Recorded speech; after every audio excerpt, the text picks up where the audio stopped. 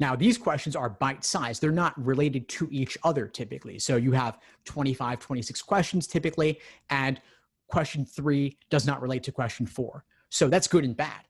If you didn't like question 3, well, you can move on and just go to question 4 and start fresh. Alternatively, with games and reading comp, you're really investing yourself a lot up front. And if you are, then in that case, that could pay off well if you really got what the game or the passage was about. But but if you didn't really get what the game or passage was about, then you've got a problem. Logical reasoning doesn't have that. Logical reasoning does have the clearest general order of difficulty, though, because they're bite-sized. And so question 20 will typically be much harder than question number 5, but maybe 18 is actually harder than 20. But within games, game 1 might be easier than game 4, but the questions within a game are not really difficulty ranked in quite the same way. Again, average amount of time, approximately 130. In reality, maybe more like 125 or 123, meaning a minute and 25 seconds. Again, I wouldn't time them strictly, though. I would never time individual logical reasoning questions because, again, some are harder than others. So maybe question 20 will take you 2.5 minutes, and that's fine. Maybe some will even take you 3 minutes. But again, that's okay because you might have gotten one of the easier questions in the first 10 or so in maybe 30 seconds or even 25 seconds, believe it or not, if you just get it through intuition, because the method of reasoning really is that simple. I get questions about pacing a lot. I had a question about pacing submitted in advance, and really, how do you deal with that order of difficulty? I would say if you're aiming for 165 plus or 160 plus reasonably, I would aim to do the first 10 questions in approximately 10, 12 minutes, which is a fast pace, less than 125 or 130, but that builds up a time bank to allow you to solve the tougher questions later in the section and devote more time to them. And you can move on to the next one, Joel.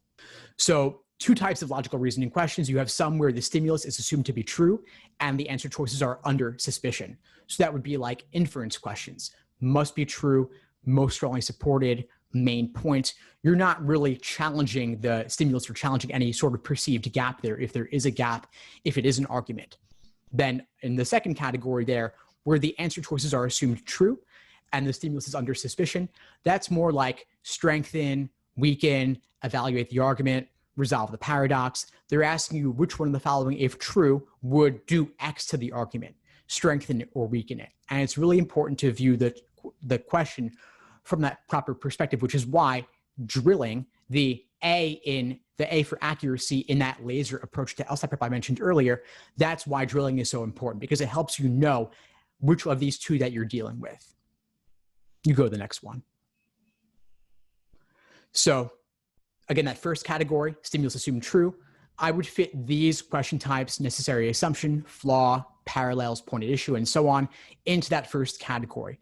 You'll notice a lot of these involve articulating something about the stimulus, like flaw questions, method of reasoning, role of the statement.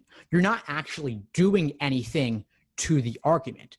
All you're doing in these cases is really just describing what's going on. Same for those bottom inference types. You're describing what's happening. You're not actually attacking the argument or strengthening it or doing anything to it. You're simply describing what's going on. Next one, Joel. Thanks. Yeah, so this is a different category where we are doing something to the argument. So strengthen, weaken, we are, of course, closing that gap or further exposing that gap in those cases. So it's really important to say to yourself, no matter how extreme the choices seem, doesn't matter, we're taking them as true and seeing what consequence they would have if true. Next one, Joel. Thanks. Okay, so again, I'm not going to do a deep dive on this, but again, feel free to, of course, screenshot these. I'm describing what you need to be doing in those cases. So in those cases, you're addressing the answer choice in a particular way to make sure that you're articulating what needs to be articulated. Next one. Thanks. And so this one, again, describing what your job is. It's really important to know your job. If you don't know your job, if you don't know the task at hand, you're not going to be able to solve the question appropriately. Too many times students read the stimulus, they're like, I don't really know what this says. Let me go to the choices and see if that helps. Going to the choices is not going to help because the choices only make sense in the context of the stimulus and in the context of the question type. So if you don't know what method of reasoning is, You're not going to get method of reasoning questions right.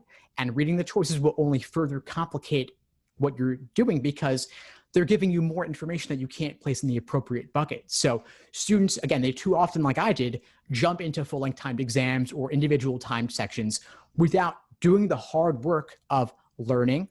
You're basically getting the theory and concepts down, and then A, for accuracy, drilling questions by type. I know it's really tempting to see what your section result is or what your full-length exam result is, but again, you've got to do the work first in order to get those results.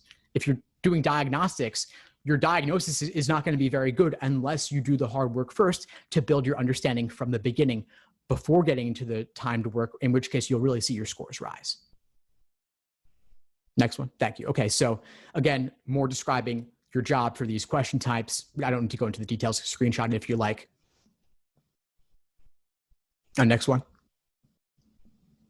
Thanks. Again, next. So again, more on resolve the paradox. Your job is, I know that we're a bit behind on time here, so I don't want to belabor all of this, but some of the links I put in the chat, we'll get into this as well. So approach, logical reasoning approach. Joel, could you go back one moment just so that somebody can screenshot that?